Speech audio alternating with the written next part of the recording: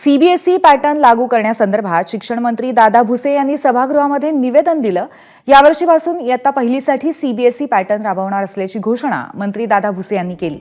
त्यासोबतच SSC board, Balbharati यांचं अस्तित्व यापुढेही कायम राहणार असल्याचंही भुसेंनी सांगितलंय। सीबीएसई पॅटर्न आला तरी राज्य मंडळाचं काम तसंच चालू राहील, तसंच कोणता अभ्यासक्रम घ्यावा हे बंधनकारक नसेल, अशी घोषणा मंत्री दादा भुसेंनी केली आहे।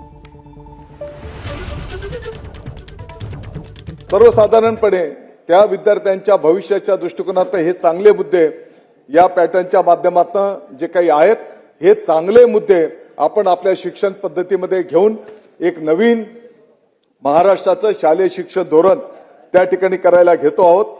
याचं अंमलबजावणी कशी होणार तर अध्यक्ष महोदय 2025 म्हणजे येणाऱ्या जून महिन्यामध्ये जे काही शैक्षणिक वर्ष सुरू होणार आहे तर या वर्षाला इयत्ता पहिली याच्यामध्ये हे महाराष्ट्राचं शालेय शिक्षण धोरणाची अंमलबजावणी त्या ठिकाणी केली जाईल।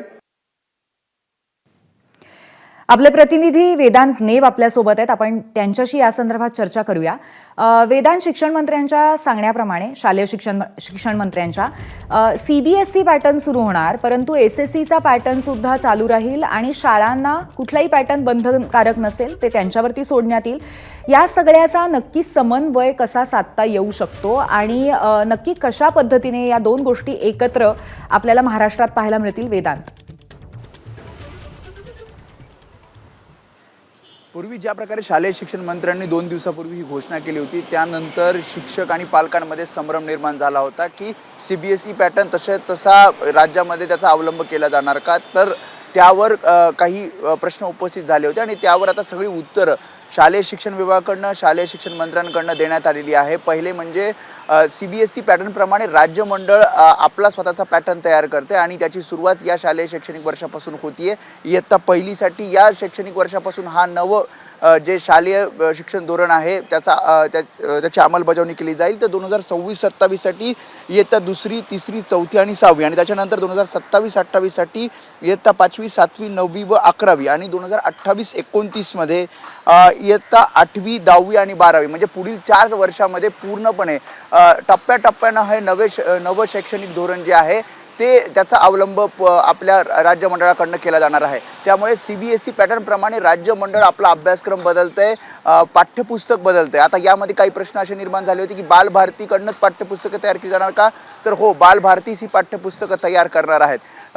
तिसरा प्रश्न निर्माण झाला होता की वेळापत्रक नेमकं काय असणार, कारण सीबीएसई पॅटर्नमध्ये वेळापत्रक म्हणजे परीक्षांचं वेळापत्रक असेल किंवा शैक्षणिक वर्षाचं वेळापत्रक असेल ते वेगळं आहे, तर त्याचाच अवलंब केला जाणार का, तर नाही। ज्याप्रमाणे आपलं जे शैक्षणिक वर्ष जूनमध्ये चालू होतं आणि एप्रिलपर्यंत हे सुरू राहतं, अगदी तशाच प्रकारे या नव्या शिक्षण धोरणाचा अवलंब करत असताना हे वेळापत्रक असणार आहे।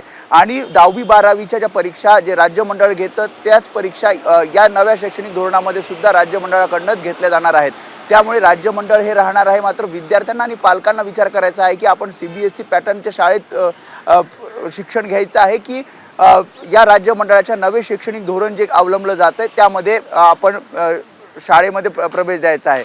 त्यामुळे जे काही प्रश्न निर्माण झाले होते त्याचं एक उत्तर हे शालेय एकंदरीत आता पालकांना एक पर्याय असणार आहे की सीबीएसई किंवा एसएससी हे दोन्हीपैकी कुठलाही पर्याय आपल्या मुलासाठी निवडणं आणि तशी शाळा निवडणं। धन्यवाद वेदांत, आपण दिलेल्या माहितीबद्दल।